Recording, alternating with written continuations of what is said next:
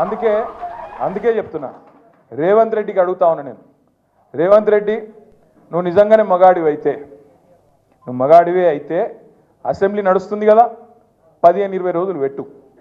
మొదలు 10-15 రోజులు మొత్తం రాష్ట్రంలో ఉన్న ప్రజల సమస్యలు మాట్లాడదాం, లగచర్ల మాట్లాడదాం, గురుకుల పాఠశాలలు మాట్లాడదాం, అక్కడ ఉన్న సమస్యలు మాట్లాడదాం, రాష్ట్రంలో నువ్వు చెప్పిన 6 గ్యారెంటీలు మాట్లాడదాం, ఆటో డ్రైవర్లు ఎందుకు చచ్చిపోతున్నారో మాట్లాడదాం, చేనేత కార్మికులు ఎందుకు చచ్చిపోతున్నారో మాట్లాడదాం, బోనస్ ఎందుకు ఇస్తలేవో మాట్లాడదాం, మిగతా అన్ని విషయాలు మాట్లాడదాం. నీకు ఇష్టం ఉన్నంత కాలం రాష్ట్రం అప్పుల పాలైందని తప్పుడు ప్రచారం చేస్తున్నావు కదా, అది కూడా మాట్లాడదాం. నువ్వు నిజంగానే మొగాడివి అయితే 10 రోజులు ఇదంతా ఒడిచిపోయినాక మిగిలిన 4-5 రోజులు ఉన్నాయి కదా, ఈ స్కాము ఆ స్కామ్ అంటున్నావు కదా, మొగోనివి అయితే అసెంబ్లీలో చర్చ పెట్టు, అక్కడనే సమాధానం చెప్తా నీకు, అసెంబ్లీలోనే చెప్తా ఉన్నా. ఈ ఫార్ములా ఆ ఫార్ములా అంటున్నావు కదా, ఏ ఫార్ములా అన్నది? ఓఎస్ఎస్ ఫర్టిలిటీలో అమ్మ నాన్నలకి పర్సనలైజ్ ట్రీట్మెంట్ ఇచ్చారు in the good hands of science. Mummy daddy అవ్వాలంటే ఓఎస్ఎస్ కి కాల్ చేయండి. నీ ఇష్టం, తీసుకురా అసెంబ్లీలో పెట్టు. 4 గోడల మధ్యన క్యాబినెట్లో కూర్చొని ఎవరిని ఎట్లా లోపల పెట్టాలి, ఎవరి మీద ఏం కేసు పెట్టాలి, ఎవరిని ఎప్పుడు నూకాలి, ఇది కాదు ప్రభుత్వం చేయాల్సిన పని. ప్రభుత్వం చేయాల్సిన పని ప్రజాహితమైన పని చేయాలి, ప్రజలకు మంచి చేసే ఆలోచన చేయాలి. ఎప్పటి నుంచి మరి కొత్త రేషన్ కార్డులు ఇవ్వాలి, ఎప్పుడు పెంచిన పెన్షన్లు ఇవ్వాలి, ఎప్పుడు 6 గ్యారంటీలు అమలు చేయాలి, ఎప్పుడు 420 హామీలు అమలు చేయాలి. బీసీ డిక్లరేషన్లో చెప్పినావు, రైతు డిక్లరేషన్లో చెప్పినావు, విద్యార్థి డిక్లరేషన్ అని చెప్పినావు, ఎస్సీ ఎస్టీ డిక్లరేషన్ అని చెప్పినావు. వాటిలో చెప్పిన మాటలు ఎప్పటి నుంచి అమలు చేస్తావో గవి చర్చ చేయాలి క్యాబినెట్లో. గవేవి లేవు.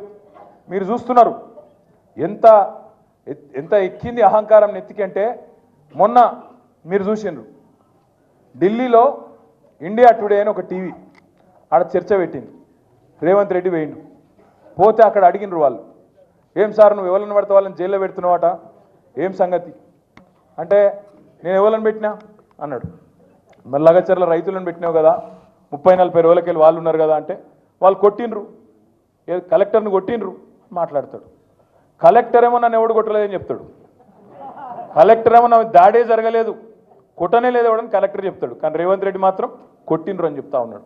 నేను ఒక్క మాట అడుగుతున్నా, దయచేసి మీరు గుర్తుపెట్టుకోండి.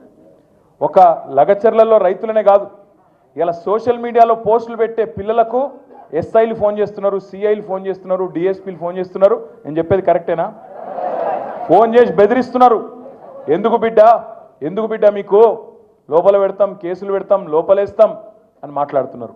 ఇప్పుడే ప్రవీణ్ గారు చెప్పినట్టు కోస్గిలో మీరు ఇక్కడికి వస్తుంటే, హైదరాబాద్లో మీ పార్టీ ఆఫీస్కి మీరు వస్తుంటే, మీ ఇంటికి మీరు వస్తుంటే ఆడబెట్టి మీ మీద పీడీ యాక్ట్ పెడతాం, లోపలేస్తాం అని బెదిరించుడు. దాంతోపాటు ఎల్ఎన్టీ అనేది ఒక పెద్ద కంపెనీ, హైదరాబాద్లో మెట్రో కట్టిరు. ఆయన మొన్న మదినప్పుడు హైదరాబాద్కి వచ్చిండు.